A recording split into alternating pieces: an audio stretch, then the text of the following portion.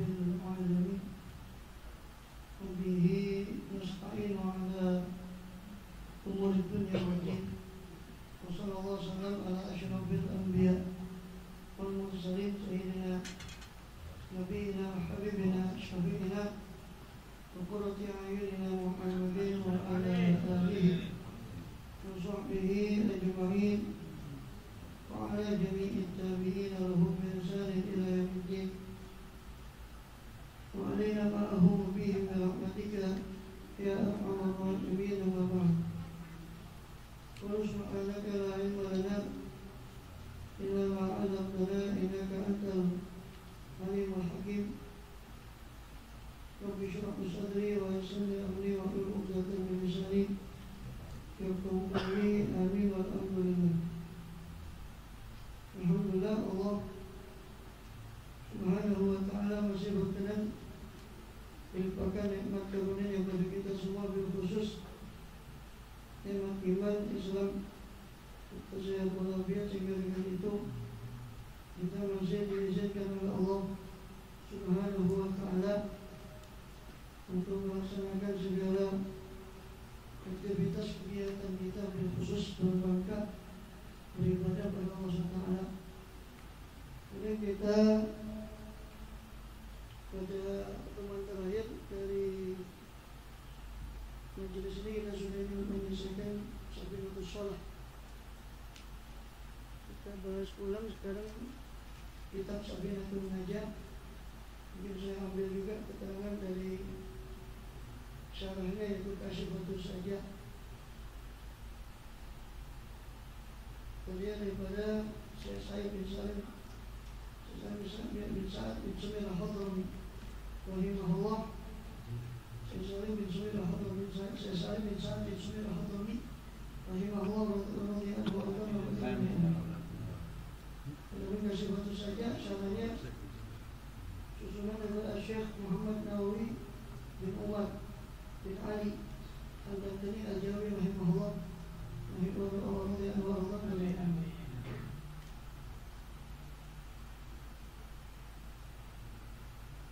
Atau ini bahas matanya saja atau sama salahnya yang ketemunya sebulan sekali.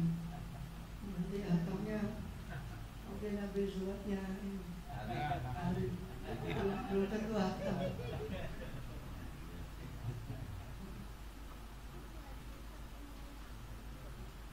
Jadi mungkin ambil sedikit saja dari yang sambil lalu saja, nanti kita bahas ulang, kita kasih waktu saja. Jadi saya tidak memaknai utawi itu yang kita kasih waktu saja ini karena terlalu lama nanti. Jadi saya ambil matanya saja karena memang ini perlu untuk diketahui. Setelah, dan pasti para ulama salaf memulai dengan basmalah Bismillahirrahmanirrahim karena mengikuti dan akhlak Allah SWT, takhlaqu bi akhlaqillah, berakhlak Allah dengan akhlak Allah SWT. Dan adanya akhlak Allah memulai kitabnya dengan basmalah. Juga karena sabda Rasul SAW, "Qul amri diwalin itu bismillahirrahmanirrahim wa atta." Kebi riwayat Ajdam, kebi riwayat Abutar. Siapa yang setiap kulu amri diwalin, setiap perkara yang memiliki satu kepentingan ini perkara yang penting, bukan perkara yang remeh, itu tidak dimulai dengan bismillah, maka perkara itu ibarat abutar, terputus. Kalau hewan itu tidak punya ekor atau atok, orang itu tidak punya tangan, tidak punya kaki. Ajdam untuk kusta, orang terkena penyakit lepra. Sebenarnya riwayat Abu Dawud dan yang lain. Jadi setiap perkara yang memiliki kepentingan secara syariat, memiliki satu yang penting, bukan perkara yang remeh. Dalam arti mengucap basmalah dalam perkara yang remeh itu bukan yang tidak dianjurkan, tapi ya boleh-boleh saja. Seperti memindah kitab, memindah barang dari satu tempat ke tempat lain, baca basmalah itu mudah. Atau perkara yang remeh seperti buang sampah baca bismillah, itu tidak dianjurkan. Makanya di sini dikatakan dibalin perkara yang penting, yang secara syar'an, ai di halin yuhtamu bihi syar'an. Maksudnya dibalin itu memiliki kondisi perkara itu adalah keadaannya itu dipentingkan oleh syariat, seperti menyusun kitab, tulisannya diawali dengan basmalah, menyampaikan mau'izah boleh diawali dengan basmalah, dan sebagainya. Dan hukum basmalah sendiri ada 5. Terkadang wajib itu dalam Al-Fatihah, karena menurut pendapat Muhammad dalam mazhab Syafi'i kecuali mazhab Malik yang tidak menganggap basmalah bagian dari ayat Al-Fatihah. Kemudian juga haram kalau ingin melakukan perbuatan yang haram, menyolong basmalah, tidak ada temuan. Korupsi itu double, nyolongnya dosa, baca basmalahnya haram juga dosa, juga double dosanya. Dosa nyolong, dosa baca basmalah. Dan hukumnya makruh ketika melakukan perbuatan yang makruh baca basmalah. Merokok umpama kita mengikuti pendapat yang makruh, baca bismillah. Merokoknya makruh, basmalahnya makruh. Dan sunnah ya macam-macam perbuatan yang sekiranya penting dalam syariat itu sunnah, mengajarkan basmalah. Kemudian mubah itu ya perkara yang ringan, seperti tadi memindah dari satu tempat yang baca basmalah boleh, mubah, tidak berat, tidak dosa. Dan basmalah ini banyak manfaatnya. Siapa yang punya hajat dia baca basmalah 786 kali untuk minta hajatnya. Insyaallah makbul. Baca basmalah atau sebagian lagi memberi bukan hanya basmalah tapi Fatihah 40 kali sebelum wajib. Itu juga untuk pembukaan hati. Juga banyak lagi sebelum tidur baca basmalah 21 kali. Maka aman daripada setan, aman daripada kecurian rumahnya itu, aman daripada mati mendadak, dan aman daripada segala macam bala. Sebagaimana dijelaskan oleh Imam Syekh Ahmad As-Sawi, setiap orang baca bismillahirrahmanirrahim, bukan Fatihah, basmalah, bismillahirrahmanirrahim, bismillahirrahmanirrahim 21 kali sebelum tidur. Aman dari mati mendadak, aman dari setan, aman dari kebakaran, kecurian, dari macam-macam bala. Bismillahirrahmanirrahim. Kemudian alhamdulillah, pasti kitab-kitab dulu itu pasti dimulai dengan basmalah dan hamdalah. Alhamdulillah kami, segala puji itu hanya milik Allah. Pujian itu ya, alhamd itu setiap perbuatan itu adalah ya, as-sana' ala jamil ikhtiyari, sanjungan bagi sesuatu yang diikhtiarkan, sanjungan bagi sesuatu yang bagus tapi adalah yang diperoleh dari hasil ikhtiar, itu hamd. Seperti alhamdulillah atas perilaku yang baik, karena akhlak itu diperoleh dengan ikhtiar, bukan sesuatu yang indah secara bukan sesuatu yang indah secara otomatis. Itu ketika memuji yang indah secara otomatis seperti pemandangan alam, itu memang karena dari ciptaannya begitu, itu bukan disebut hamd. Sedangkan hamd secara istilah ya, itu adalah fi'lun yumbi an ta'zimil mun'im bihatu kaunu mun'im, perbuatan baik itu ucapan atau perbuatan dengan tubuh yang menimbulkan atau menampakkan pengagungan terhadap sang pemberi nikmat. Itu hamd secara istilah. Ya, termasuk kita habis makan, kita menggunakan kekuatan itu untuk ibadah, itu hamd secara istilah. Kita ucapkan alhamdulillah, itu hamd secara istilah. Sebenarnya ada salah kaprah juga masalah gelegean itu baru baru alhamdulillah. Padahal gelegean itu kalau secara artikel kesehatan itu nggak ada kaitannya sama kenyang. Coba nanti ini secara tidak langsung lihat lagi, ditanya Mbak Google itu Coba sendawa. Itu karena makannya keburu-buru dan sebagainya, umpama ada udara yang masuk ketika makan, itu nanti bisa kayak gini. Jadi tidak ada kaitannya sama kenyang. Orang masuk angin itu dari ini, dari ini kayak mari-mari. Wahid. Hah? Wahid. Kalau hak wahid itu memang ada perintahnya. Ya. Iza atisha Wahamidallah fasyamidu. Kalau orang mukmin dia wahing, bersin, baru dia memuji Allah, maka doakan dia biar yarhamukallah. Itu memang ada perintahnya. Perintahnya itu hamdalah setelah makan, bukan setelah gelegean. Jadi boleh tak gelegean, alhamdulillah. Ini ya, jadi memuji Allah SWT. Alhamdulillah, pujian itu hanya milik Allah. Atau syukur, sama dengan syukur. Kalau syukur itu maknanya adalah sorbul abdi ala ma'anamullah alaihi lima kulli ajlih. Pendaya gunaan seorang hamba akan apa yang seluruh yang Allah berikan nikmat, berupa nikmat kepada dia, menurut apa tujuan diberinya nikmat itu oleh Allah SWT. Itu syukur secara istilah. Jadi hamd itu, kalau hamd itu perbuatan yang menunjukkan akan pengagungan terhadap sang pemberi nikmat, itu hamd. Alhamdulillah, memuji Allah. Dan paling afdal doa, alhamdulillah. Paling afdalnya doa adalah alhamdulillah. Paling afdalnya doa, alhamdulillah. Ya wali kalau doanya alhamdulillah. Alhamdulillah, alhamdulillah, alhamdulillah. Kita tidak minta sembarang kali. Paling afdalnya doa itu 15 miliar. 15 miliar.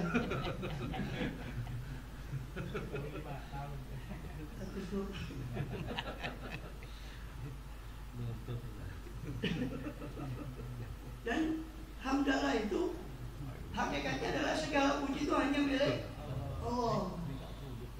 Ini kan dikatakan mutawi sakabeh puji itu kagungannya Allah. Alhamdulillah, milik Allah SWT. Karena yang pantas dipuji cuma Allah. Kita dipuji oleh orang, kita ucap alhamdulillah, bukan senang dengan pujian itu. Bukan senang dengan pujian itu. Tapi kita kembalikan bahwa yang pantas dipuji bukan saya, tetapi Allah. Karena kemungkinan orang memuji kita itu husnudzon kepada kita. Karena dia husnudzon kepada kita, akhirnya dia puji kita. Maka kalau dua kemungkinan, sifat yang dipujikan itu memang ada pada diri kita, atau memang tidak ada pada diri kita. Tapi kan mungkin husnudzonnya orang itu sehingga memuji kita. Dan kita yang lebih tahu kualitas kita dengan Allah SWT. Allah yang maha tahu dan kita yang maha tahu, yang lebih tahu tentang kualitas kita. Maka ketika dipuji, ketika dia mengucapkan alhamdulillah, segala puji hanya milik Allah. Dia sadar bahwa apa yang dipujikan daripada perbuatan baik itu bukan milik dia. Dia pun bisa meraih kebaikan itu karena pertolongan dari Allah. Itu kalau kebaikan itu ada pada dirinya. Kalau kebaikan itu ada pada dirinya, kok senang dipuji, itu tidak waras. Lebih tidak waras lagi ketika kebaikan itu tidak ada pada dirinya, dia senang dipuji, itu lebih tidak waras.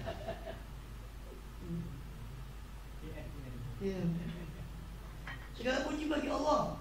Kenapa? Karena dialah Rabbul Alamin, Tuhan, penguasa, pencipta seluruh alam. Rabb itu banyak maknanya, penguasa, pencipta, pemelihara, pengatur. Tidak kurang dari 15 makna Rabb itu, pemilik. Rabbul Alamin. Alam itu adalah seluruh selain Allah itu alam. Disebut alam karena dia menandakan sang Khalik. Alam dari kata alam artinya tanda. Disebut alam karena dia menandakan adanya sang Khalik. Maka sebut dia alam. Ya. Semua kullu masih Allah. Semua selain Allah adalah alam. Cuma dia yang Khalik. Semua selain Allah itu alam. Kemudian ya, paling bagusnya pujian menurut Imam Syafi'i adalah alhamdulillahirabbil. Menurut jumhur ulama paling bagusnya lafaz untuk memuji Allah adalah alhamdulillahirabbil alamin. Sedangkan menurut sebagian ulama Syafi'iyah paling afdalnya pujian adalah alhamdulillah hamdan yuwafi ni'amahu wa yukafi'u mazidah. Itu paling afdal contohnya lafaz pujian. Sampai ada sebagian fuqaha mengatakan seandainya orang bersumpah untuk memuji Allah dengan pujian yang paling utama, terus dia membaca kalimat tadi, alhamdulillah hamdan yuwafi ni'amahu mazidah, maka gugur sumpahnya. Alhamdulillah hamdan, segala puji bagi Allah dengan pujian yang yuwafi ni'amahu, memenuhi seluruh nikmatnya Allah. Pujian sebanyak memenuhi nikmatnya Allah, wa yukafi'u mazidah, dan pujian yang membandingi tambahan nikmatnya Allah SWT. Ada lagi yang mengatakan ya, dari Ibnu Majah, riwayat Ibnu Majah dari Aisyah radhiyallahu anha, karena Rasulullah idza ra'a ma yuhib qala alhamdulillah bi ni'mati tatimmu shalihat. Rasul itu kalau melihat sesuatu yang beliau sukai, beliau mengucap alhamdulillahilladzi bi ni'matihi tatimmu shalihat. Segala puji bagi Allah yang hanya dengan nikmatnya lah bisa sempurna segala yang baik. Ketika melihat yang baik, beliau mengucapkan alhamdulillahilladzi bi ni'matihi tatimmus shalihat. Kalau beliau melihat sesuatu yang tidak menyenangkan, beliau mengucap alhamdulillah ala kulli hal. Rabbi inni a'udzubika min ahwali ahlin nar. Atau bolehlah kalau kedawan alhamdulillah ala kulli hal. Segala puji bagi Allah atas segala keadaan. Wa na'udzubika min ahwali ahlin nar, dan kami berlindung kepada Allah dari keadaan penghuni neraka. Itu kalau ketika melihat kejelekan atau sesuatu yang tidak beliau sukai. Sallallahu alaihi wasallam. Wa bihi nasta'in, hanya dengan Allah kita memohon pertolongan, natlubul maunah. Kita mohon pertolongan hanya kepada Allah. Ini tidak menafikan kita minta tolong kepada sesama kita. Ya. Tapi tetap gantungnya hati kita kepada Allah. Kita yakin fulan ini kalau tanpa Allah yang menggerakkan tidak mungkin. Ya, cuma perantara. Dan tetap kita berterima kasih karena malam yashkurin nas lam yashkurillah. Siapa yang tidak berterima kasih kepada manusia berarti tidak syukur kepada Allah. Nah, maknanya berterima kasih sebagai dia sebagai sarana sampainya nikmat Allah kepada kita.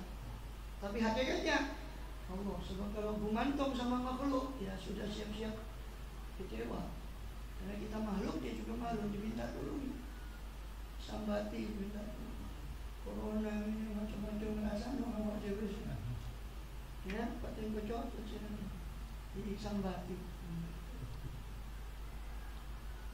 Yang ada yang disambati sambat pisang, sambatan. Wabihi nasta'in, hanya kepada Allah kita memohon pertolongan. Atas apa? Pertolongan atas apa? Ala umuri dunia wa din, atas segala perkara dunia dan agama.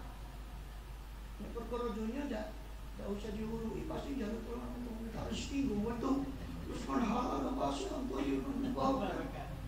Jadi dan perkara agama tidak minta sholat yang khusyuk, minta supaya tambah ketaatannya, minta iman dan Islam.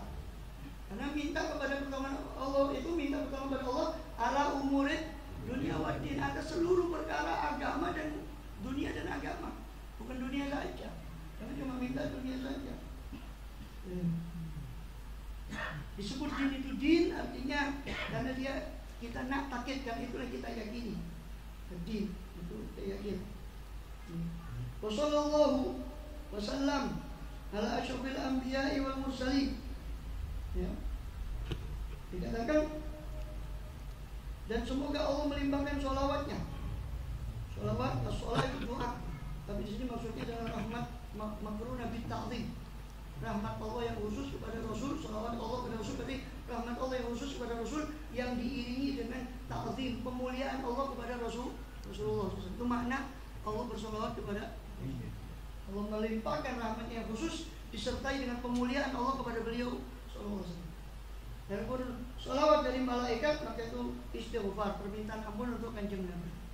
Adapun sholawat dari kita itu doa, Allahumma sholli ya Allah, limpahkanlah sholawat, doa bagi kita mohon. Kemudian ala Sayyidina Muhammadin, dan juga salam keselamatan atas junjungan kita Nabi Muhammad SAW. Sudah tidak terhitung pahala sholawat itu. Ya.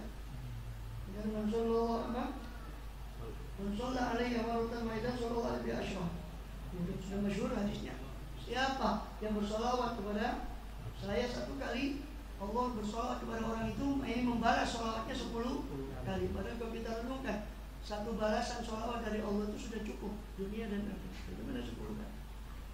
Siapa yang solawat pada saya 10, sallallahu alaihi mi'ah, Allah akan solawat kepada membalas solawatnya 100. Masalah mi'ah, siapa yang solawat kepada aku pada 100, sallallahu alaihi alfan, Allah balas solawatnya 1000. Paman solawat alaihi alfan, siapa yang solawat kepada saya 1000, zahamat mankibi fil jannah yawmnya, maka pundaknya akan berjajar dengan pundakku nanti pada hari kiamat di surga.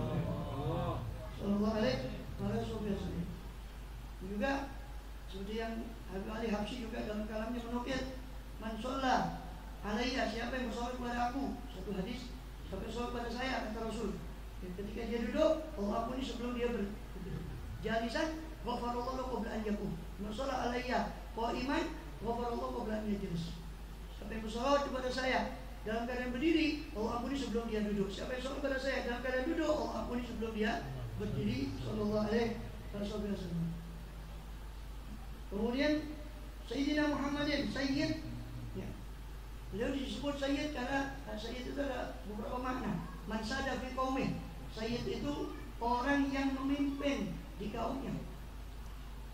Orang yang memimpin di kaumnya. Beliau bukan hanya memimpin di kaumnya, beliau Sayyidul, beliau Muslim. Sayyid.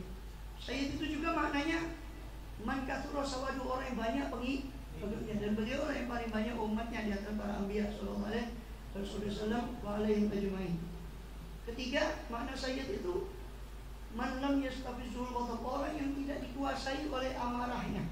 Beliau adalah orang yang paling sabar sallallahu alaihi wasallam. Sampai di Abu Sufyan beliau pernah diminta oleh orang yang meminta harta pada beliau, dari harta papasan. Setelah habis diminta, sampai terdesak, sampai rijak, sorban beliau itu terjatuh. Aku ini ridai, berikan kepada saya. Berikan kepada saya rijak saya, kata Rasul. Wallahi, demi Allah, seandainya laukana ini li syatu, seandainya saya punya kambing sebanyak tanaman gurun yang ada di padang pasir ini tadi, saya akan bagikan kepada kalian, dan kalian insya Allah tidak akan mendapat saya bakhilan wala jaban.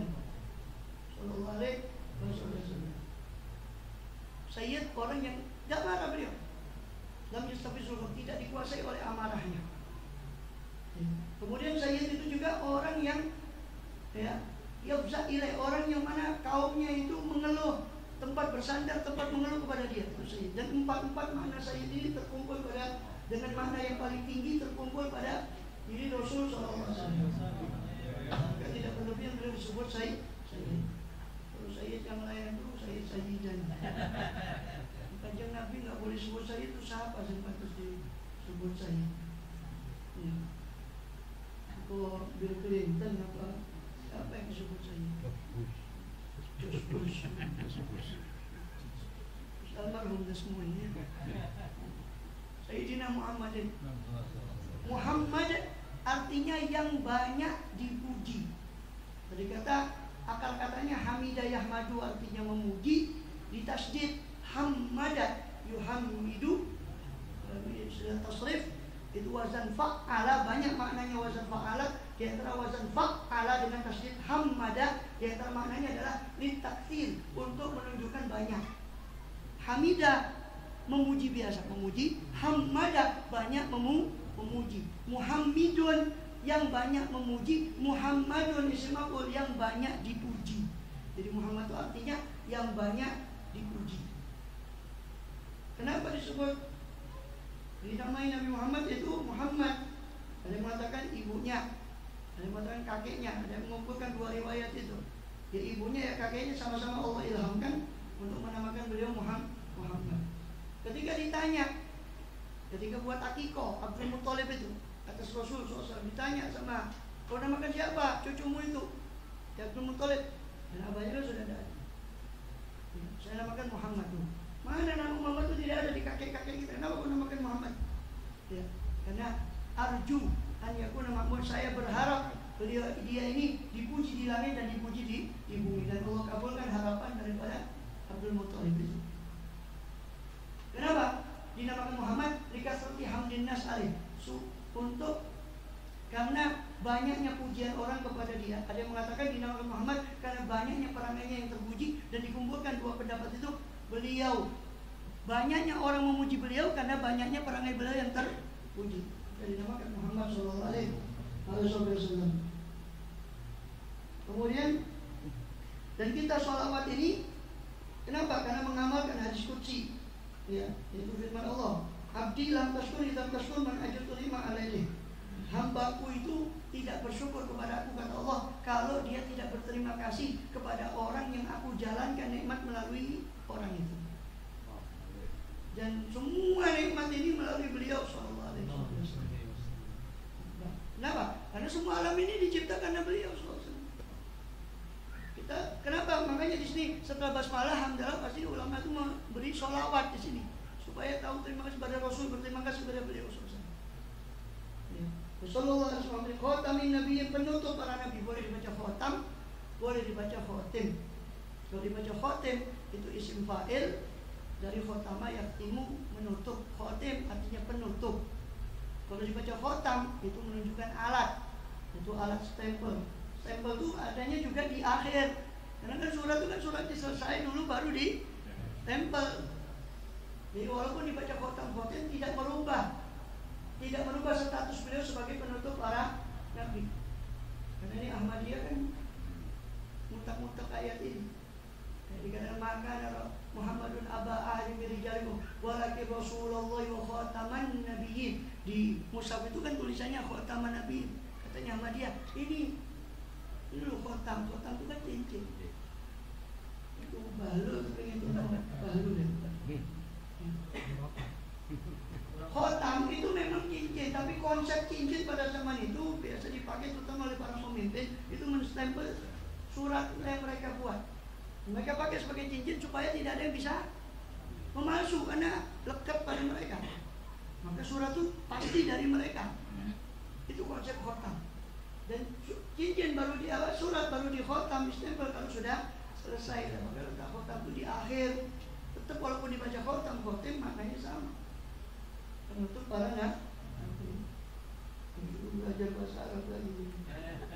Khotaman nabi, penutup para nabi. Wa alihi, keluarga nabi. Juga sholawat kepada keluarga beliau, wasobi, sahabat beliau, sholawat kepada sahabat beliau. Alun nabi, ada berapa makna? Yang paling luas makna doa adalah kullu mu'minin taqiyyin, setiap orang mukmin bertakwa secara umum. Itu masuk ke keluarga nabi secara umum. Lebih khusus lagi adalah kerabat nabi yang paling dekat dan paling dekat. Lebih khusus lagi adalah yang dinafkahi oleh nabi, keluarga, anak, istri. Yang paling khusus lagi ahlul kisah, ya, yang menjadi asbab nuzul ayat ini. Jadi beliau sendiri, Sayyidina Ali, Sayyidina Fatimah, Sayyidina Hasan, Sayyidina Husain. Allahumma haulai ahlul baiti fa'adhib anhum rijsa wa tahhirhum tathira. Ya Allah, mereka adalah ahlul bait, maka hilangkan dari mereka kotoran itu dan sucikanlah mereka sesuci-sucinya. Ahlun Nabi. Dan juga termasuk makna alun nabi kalau dalam bab zakat adalah Bani Hashim dan Bani Muttalib. Karena beliau Muhammad bin Abdullah bin Abdul Muttalib bin Hashim. Hashim punya saudara namanya Muttalib. Kerabat Bani, kenapa kok cuma Bani Hashim? Padahal Hashim Muttalib ini punya saudara lain, yaitu Abdi Syams sama Naufal. Tapi tidak dianggap, karena yang mendukung dakwah Nabi itu walaupun mereka masih kafir waktu itu adalah Bani Hashim, Bani Muttalib. Makanya Rasul pernah bersabda, Bani Hashim wa Bani Muttalib syai'un wahid. Bani Hashim dan Bani Hashim wa Bani Muttalib syai'un wahid. Bani Hashim dan Bani Muttalib itu seolah sesuatu kesatuan yang sama. Makanya Imam Syafi'i berpendapat alun Nabi Bani Hashim Bani Muttalib. Imam Malik berpendapat keluarga Nabi Bani Hashim saja tanpa Bani Muttalib dalam bab zakat. Dan itu dilarang untuk menerima zakat pada zaman itu. Itu asli pendapat Imam Syafi'i. Nah, kemudian mutaakhirin Syafi'iyah setelahnya 200-300 tahun setelah Imam Syafi'i. Nah, fai itu karena dulu mereka dilarang, karena sabda Rasul pada keluarga Nabi, kalian sudah ada bagian dari fai, dari humus dan sebagainya, sehingga kalian jangan mengambil dari zakat. Kasihan itu untuk orang. Tapi setelah berlalu 200-300 tahun ternyata fai itu sudah tidak diberikan lagi pada keluarga Nabi, kasihan. Nah, orang itu saking lomanya tidak mengeluarkan kecuali zakat. Nah terus kalau nggak mengeluarkan kecuali zakat, lah kasihan kalau nggak boleh menerima zakat yang fakir dari keluarga Nabi ini, terus mau dikemanakan? Maka dari situlah tidak kurang dari 70 para ulama Syafi'iyah ketika zaman itu memfatwakan, di antaranya yang terkenal adalah Al-Istakhri, Allah itu memfatwakan membolehkan untuk menerima. Alasannya itu tadi sabda Nabi yang mana Nabi melarang waktu itu karena ada khumusan. Alasan mereka sekarang sudah tidak ada. Maka kalau gitu berarti pemahaman dari hadis itu berarti diperbolehkan. Cuma dianjurkan untuk bilang bahwa ini zakat. Takut kalau ada sebagian dari keluarga Nabi yang warok, yang menjaga diri dari wasohbi kepada sahabat Nabi. Sahabat itu apa? Orang yang berjumpa dengan Nabi, ya, dalam keadaan dia beriman pada Nabi dan wafat dalam keadaan beriman. So ada Abdullah ibn Sarah itu murtad, alhamdulillah, pernah masuk Islam, murtad, baru masuk Islam lagi zaman setelah Nabi wafat, sehingga kesahabatannya. Bahkan ada lagi lebih parah, naudzubillah, diantaranya Abdullah bin Khattal itu habis masuk Islam murtad, bahkan ya, menjadi provokator sampai ketika Fathu Makkah dilaporkan sama sahabat Abdullah bin Khattal, ya Rasul, bergantungan di Ka'bah, bunuh dia walaupun bergantungan di Ka'bah. Orang yang paling celaka adalah orang yang dibunuh oleh Rasulullah SAW, atau membunuh seorang nabi atau dibunuh oleh nabi. Kata Rasul, sabda beliau SAW, tidak ada hadisnya, di paling celakanya orang ahlakan nas, paling banyak orang kecelakaannya adalah orang yang membunuh seorang nabi atau dibunuh oleh nabi. Itu paling celakanya orang. Kemudian setelah Nabi yang paling afdal adalah para sahabat secara mutlak, yaitu afdaliyahnya adalah Sayyidina Abu Bakar, Sayyidina Umar, Sayyidina Utsman, Sayyidina Ali. Kemudian setelah itu 6 sahabat yang menggenapi 4 tadi jadi 6 menjadi 10 sahabat yang wasyarun bil jannah, yaitu Zubair bin Awam, Talha, Abdurrahman bin Auf, Sa'ad bin Zaid, Sa'id bin Abi Waqqas, Sa'id bin Zaid, dan Amir ibn Abu Ubaidah, Amir ibn Jarrah. Kemudian setelah itu urutannya adalah sahabat-sahabat yang ada di Baitul Aqabah, sahabat Badr, Uhud, yaitu Ridwan, Khandaq dan sebagainya, dan baru sahabat-sahabat kecil. Itu urutannya di antara para sahabat. Ajma'in, mereka semuanya wala haula wala quwata illa billahil aliyil azim. Dan tiada daya, dan tiada upaya, jadi tidak ada daya dan la tahawula anil maksiyah, tidak ada daya untuk menghindar dari kemaksiatan illa billah, kecuali dengan Allah. Wala quwata ala ta'ah, tidak ada kekuatan untuk melakukan ketaatan illa bi'aunillah, kecuali dengan pertolongan dari Allah SWT. Begitulah tafsirannya dari langsung yang menafsirkan tadi itu adalah Rasulullah yang menafsirkan la haula seperti yang saya ucapkan tadi. Beliau dapat dari mana? Dari Jibril alaihissalam. Sebenarnya dikutip oleh beberapa ulama. Al-Aliyil Azim, yang maha ali, maha luhur, bukan luhur tempat, tapi keluhuran keagungan Allah. Al-Azim, yang maha azamah, maha agung. Ya. Wala haula wala quwata illa billah. Kenapa di sini beliau tutup dengan kenapa beliau mengucapkan la haula wala quwata illa? Karena beliau ingin berlepas dari daya upaya sendiri, tidak mengandalkan daya upaya kecuali semua termasuk dalam menulis kitab ini. Beliau berpasrah kepada Allah untuk membimbing beliau kepada kebenaran, sehingga di akhir mukadimahnya sebelum masuk ke kitab beliau mengucapkan la haula wala quwata illa billahil aliyil azim. Dikatakan ketika beliau di surga, Ibrahim alaihissalam titip salam, ketemu Nabi Ibrahim di sana di Isra Mi'raj. Kata Ibrahim, titip salam untuk umatku ya Muhammad, suruh mereka perbanyak tanaman surga. Apa itu birasul jannah? Apa itu tanaman surga itu? La haula wala quwata illa billahil aliyil azim. Itu tanaman surga. Termasuk faedah daripada la haula wala quwata illa billahil azim. Siapa man qala, kata Rasulullah SAW dari riwayat Ibnu Abi Dunya, man qala kullu yawmin la haula wala quwata illa mi'ata marrah, siapa yang mengucap la haula wala quwata illa billahil azim 100 kali setiap hari, lam yusibhu faqrun abadan, tidak akan ditimpa kefakiran. La haula wala quwata illa 100 kali.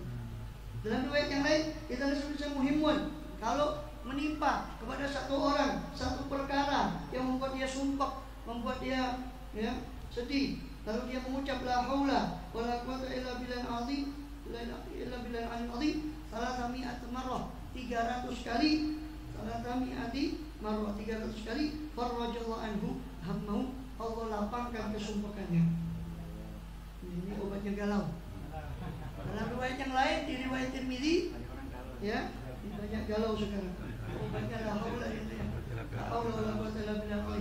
Katanya riwayat Tirmidzi, kata Rasul, la haula wala quwwata illa billah, tapi di riwayat itu tanpa al-aliyil azim. La haula wala quwwata illa billah dawaun min tis'atin wa tis'ina da'an aisaruha alhammu. Dan riwayat Tirmidzi beliau mengatakan la haula wala quwwata illa billah itu obat dari 99 penyakit. Yang paling gampang penyakit sumpah. Yang paling gampang penyakit Allahu a'lam bis-shawab. Itu mukadimahnya. Shawab itu